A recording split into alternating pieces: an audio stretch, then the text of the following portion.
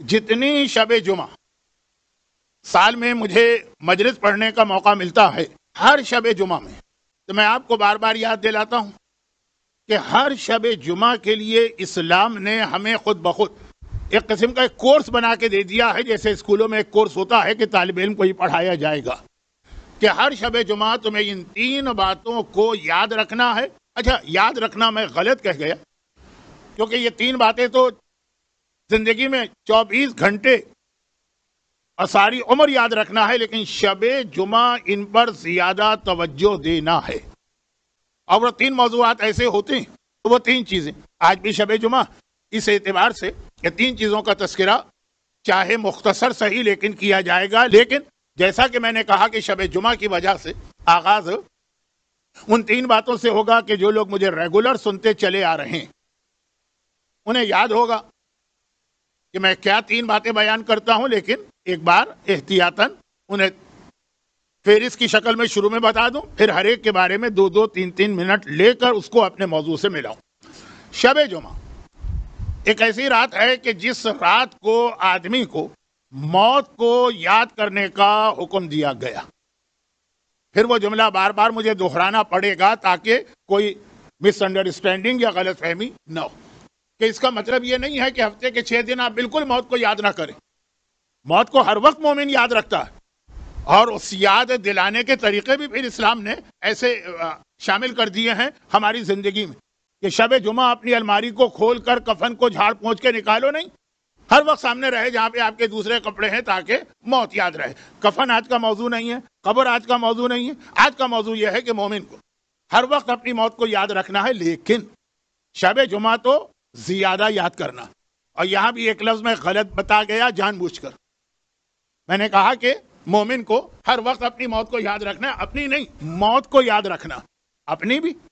اور جو آپ کے مرحومین دنیا سے چلے گئے ہیں۔ آج بھی کتنی ہی ایسی نیک بچیاں ہوں گی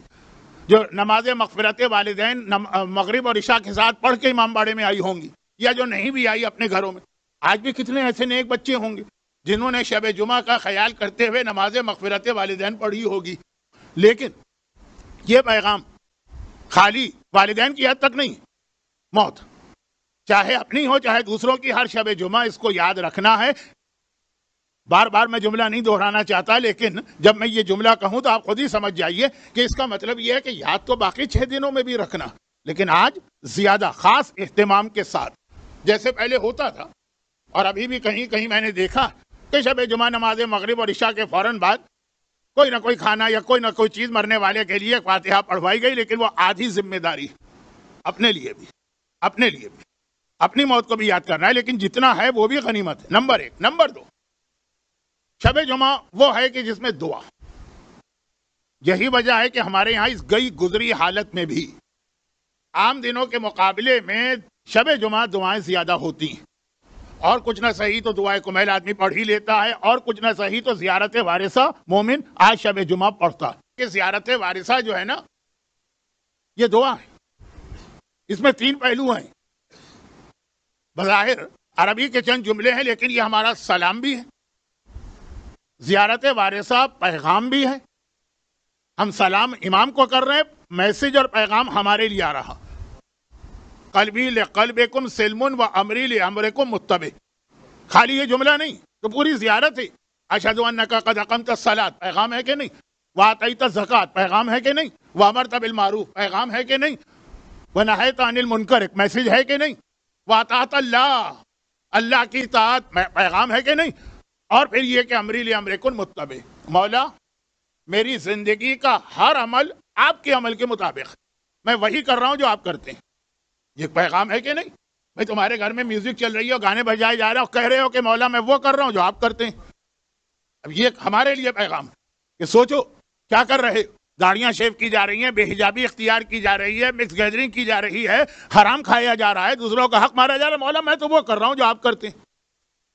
یہ جملہ بھی آپ کو یاد ہوگا نا، نہج البلاغہ میں جو خطبہ ہے علاء حارثی اور اس کے بھائی کا، بہت چھوٹا سا خطبہ ہے، اور یہ بھی ہمارے جو اصل موضوع ہے اس کی تمہید بنے گا۔ لیکن اس کا ایک جملہ کہ جب مولا نے جا کے اسے ڈانٹا کہ تم کیا کر رہے ہو، اس طرح زندگی گزاری جاتی، کہا مولا میں تو وہ کر رہا ہوں جو آپ کر رہے ہیں، اور وہ اس بات میں سچا تھا۔ یاد کیجئے نا وہ بہت مشہور خطبہ علاء حارثی اور اس کے بھائی عاصم کا، پھٹے ہوئے کپڑے پہن لیے، مولا آپ بھی تو ایسے کپڑے پہنتے ہیں، سوکھی روٹی کھانے لگا، آپ بھی تو یہی غذا کھاتے ہیں، گھر چھوڑ کے درخت کے نیچے رہنے لگا، مولا آپ کا ٹوٹا ہوا گھر ہے۔ اس کے باوجود وہ تو واقعاً وہی کر رہا ہے جو علی کر رہے تھے، اس کے باوجود مولا نے ڈانٹا، اور ہم تو جو کچھ کر رہے ہیں اپنے گھروں میں، اور پھر یہ جملہ کہیں کہ آقا حسین میں تو وہی کر رہا ہوں جو آپ کرتے ہیں۔ ہم اپنے مظلوم آقا کی کیا تصویر دنیا کے سامنے پیش کر رہے ہیں، اگر ہمارے گھروں میں وہ نہ ہوتا ہو۔ لیکن بعد میں اس پہ بات ہوگی، ابھی تو میں اس کو یہاں روکتا ہوں کہ زیارت وارثہ کے جملے یہ سلام نہیں ہے، یہ پیغام ہے۔ تو زیارت اپنی جگہ پہ سلام بھی ہے آقا کو، اور خوش قسمت لوگوں کو ابراہیم مجاب کی طرح جواب بھی ملتا ہے، پھر ایک پیغام بھی ہے اپنے لیے، اور سب سے جو اس کا اہم ایک حصہ ہے وہ یہ کہ دعا بھی ہے۔ بہترین روزی اور رزق کے لیے دعا زیارت وارثہ ہی، اور چونکہ میں بھی اس پہ پڑھتا ہوں، علماء بھی پڑھتے رہتے ہیں، میں تو ایک طالب علم، تو میں اس کی تفصیل میں نہیں جا رہا۔ زیارت وارثہ کا ذکر کہا گیا کہ اس گئی گزری حالت میں بھی شب جمعہ کو لوگ زیادہ دعائیں پڑھتے ہیں یا مانگتے ہیں۔ تو یہ تیسرا پیغام بھی لوگوں کے ذہن میں تھوڑا تھوڑا تو ہے کہ آج کی رات دعا کی رات۔ اب اس کا مطلب یہ نہیں کہ اتوار کے دن ہمیں کوئی مسئلہ پیش آیا تو ہم نے کہا کہ نہیں ابھی ٹھہر جاؤ، انتظار کر لو شب جمعہ آ جائے، دعا تو شب جمعہ ہے۔ نہیں، دعا ہر وقت، جہاں پرابلم ہو، جہاں پریشانی ہو، جہاں مصیبت ہو، وہاں پہ دعا مانگنا ہے، لیکن شب جمعہ زیادہ۔ اب یہ تین پیغام، اور میرا اصل موضوع موجودہ زمانے میں ایمان کی حفاظت، اس میں یہ تینوں چیزیں ہوں گی، ابھی تو دو چیزیں ہوں، اور تیسری چیز جو بیچ میں ذرا کم ہو گئی تھی شروع اسلام میں، یا جو شروع زمانے کے صاحبان ایمان تھے ان کے پاس یہ چیز تھی، اور آج کل دوبارہ آ گئی ہے، لیکن درمیان میں ذرا سا یہ تیسرا پیغام تھوڑا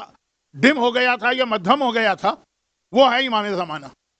اب امام زمانہ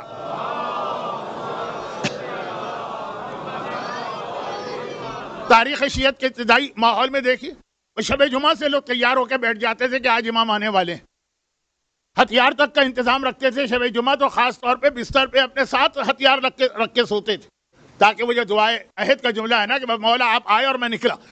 تو یہ شروع میں تھا، اور شروع سے مطلب یہ ہے کہ تقریباً 400-500 سال، پھر درمیان میں ہم نے دیکھا کہ اتنا ذکر نہیں ہوتا تھا امام کا، اور اس میں بھی ایک مصلحت تھی جو کل کی مجلس میں آپ کے سامنے آئے گی۔ یہ غلط نہیں تھا ہمارے بزرگوں کا طریقہ، لیکن ہم نے آخر میں دیکھا کہ ایک بار پھر ذکر امام زمانہ کا بہت بڑھ گیا ہے، اور اس میں شب جمعہ اور جمعے کی صبح دعائے نتبہ۔ تو اب یہ مطلب تو نہیں ہے نا کہ ہفتے میں 6 دن تو کوئی ضرورت نہیں ہے کسی امام کو یاد کرنے کی، نعوذ باللہ، صرف ایک جمعرات کے دن یا شب جمعہ اپنے زمانے کے امام کو یاد کرو۔ نہیں، ہر وقت مومن کو امام زمانہ کو یاد کرنا، یہی وجہ ہے کہ ہر نماز کے بعد ہمارے ہاں امام زمانہ کی زیارت پڑھی جاتی ہے، ہر مجلس کی دعا میں امام زمانہ کا ذکر ہوتا ہے۔ اس وقت بھی جب میں نے کہا کہ تھوڑا سا ذکر امام کم ہو گیا تھا اس زمانے میں بھی، تو لیکن یہ روزانہ شب جمعہ امام کو زیادہ یاد کرنا۔ اب یہ جو تین پیغام، اچھا، یہ اس میں سے پہلے دو پیغام موت اور دعا، وہ امام زمانہ کے ذکر سے بھی جڑا ہوا، یعنی اگر امام زمانہ آ جائیں گے تو دوسری چیز کی ضرورت نہیں رہے گی، پھر وہ دعا حاجت کے اعتبار سے نہیں ہوگی، معرفت خدا کے اعتبار سے ہوگی، جیسے چوتھے امام نے صحیفہ کاملہ کی دعائیں، وہ کوئی حاجت کے لیے دعا نہیں، وہ تو ابھی آپ نے اشرا سنا۔ تو خلاصہ یہ ہے کہ ان تینوں میں امام زمانہ سب سے اہم بن جاتے ہیں۔